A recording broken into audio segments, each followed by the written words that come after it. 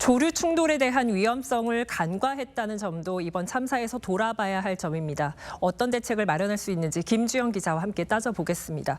김 기자, 우리나라에서도 조류 충돌 사고가 늘어나는 추세입니까?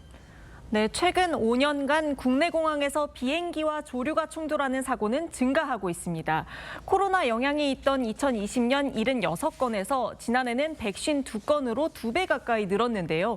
지구온난화로 기후가 변하면서 새들의 행동 예측이 어려워져서 사고 가능성은 더 커지고 있는 상황입니다.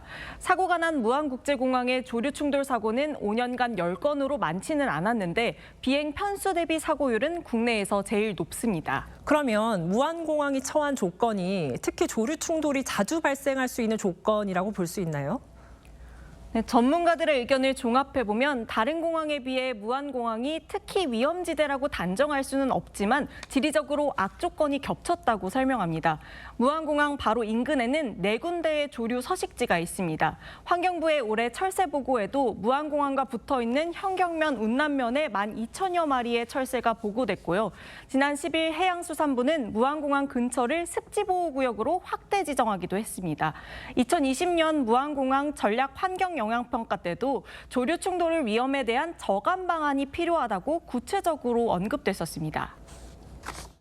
겨울 철새와 그다음에 봄과 가을에 이동하는 새들, 여름 철새들이 다 오고 가는 길목에 겹쳐지는 지역이다라고 보는 거죠. 교차점이라고 보시면 됩니다.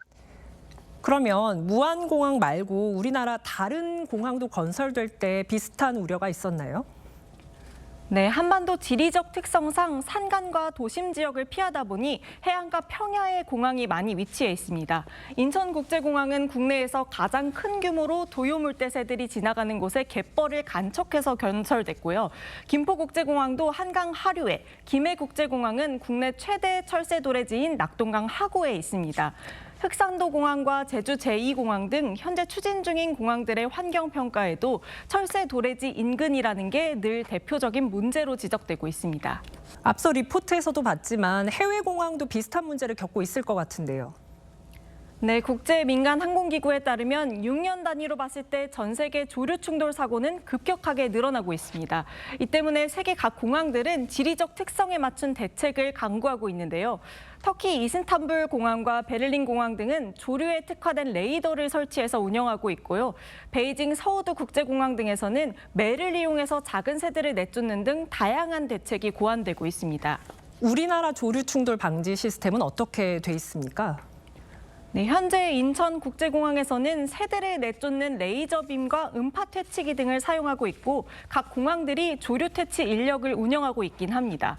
다만 해외와 같은 조류를 감지하는 조류 레이더는 15개 민간공항 그 어느 곳에도 설치되지 않은 상태인데요. 한국공항공사가 김포, 제주, 김해공항에는 열화상 탐지기가 설치되어 있다고 했는데 원격 탐지에는 큰 효과가 없다는 지적도 나옵니다. 새의 종류가 뭔지, 새의 속도가 뭔지, 그다음 새의 크기가 얼마인지 이런 것을 더 분석해서 알려주는 그런 레이더를 공항마다 많이 세팅을 하면 훨씬 더 그런 생길 수 있는 사고를 줄일 수 있다고 보여집니다. 네, 지금만 경각심을 느낄 게 아니라 꼭 실질적인 대책 마련으로 이어졌으면 좋겠습니다. 김 기자 잘 들었습니다.